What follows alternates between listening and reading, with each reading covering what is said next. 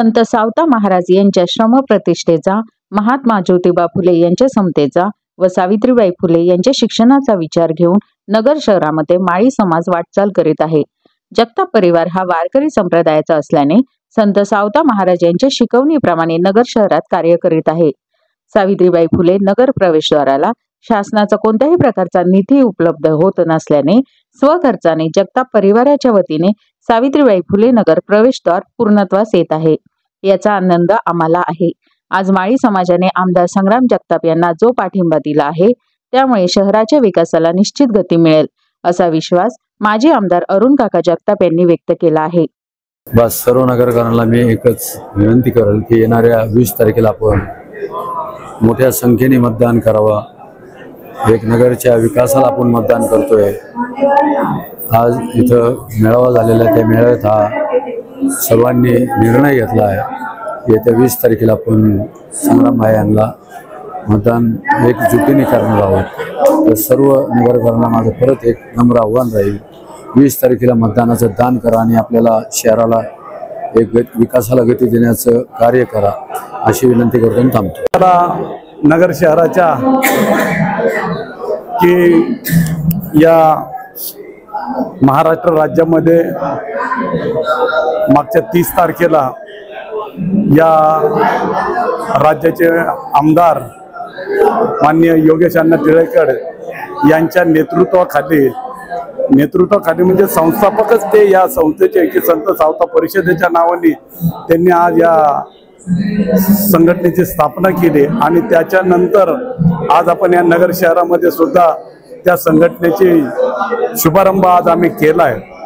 आज योगेश अण्णा टिळेकर येणार होते, परंतु आज पुण्यामध्ये या देशाचे लाडके पंतप्रधान नरेंद्रजी यांच्या दौऱ्यामुळं, नरेंद्रजी मोदींच्या दौऱ्यामुळं त्यांना आज येता आलं नाही, परंतु त्यांनी त्यांच्या शुभेच्छा आपल्या सर्वांना पाठवलेल्याच आहेत। आज आपण जर पाहिलं असं नगर शहरामध्ये सकल माळी समाजाच्या माध्यमातून माळी समाजाचं कार्य अत्यंत मोठ्या प्रमाणात गेल्या 1.5 वर्षापासून सुरू झालेलं आहे। ते काम सुरू होत असताना त्याच्यामध्ये अनेक प्रकारचे कामं झालेले आहेत की अनेक वर्षाचे आमचं सारसनगरचा प्रश्न होता का ज्या भागाला आम्ही सावित्री फुले नगर नाव दिलं ते नाव सुद्धा आज अंमलात आणलं। त्याच्यानंतर गेल्या अनेक वर्षापासून महात्मा ज्योतिबा फुलेंचा पुतळा पूर्णाकृती पुतळ्याला जे प्रयत्न केले त्याला सुद्धा यश आलं आणि सावित्री फुलेंचा देखील पूर्णाकृती पुतळा महात्मा ज्योतिबा फुलेंच्या बरोबरीने आम्ही माळवड्यामध्ये अत्यंत मोठ्या प्रमाणात सुशोभीकरण करून त्याची स्थापना करतो। आज जर नगर शहरामध्ये जर पाहिला असा का जवळजवळ सर्वात मोठा समाज जरी नगरमध्ये म्हटलं तरी चालत का ज्यांच्या माध्यमातून अनेक उपक्रम राबवायचे, परंतु आम्हाला अत्यंत जागेचा प्रश्न निर्माण व्हायचा, परंतु मान्य संग्राम भैया यांच्या नेतृत्वाखाली गेल्या वर्षी 2 एकरचा मोठा भूखंड आज समाजाला उपलब्ध झालेला आहे।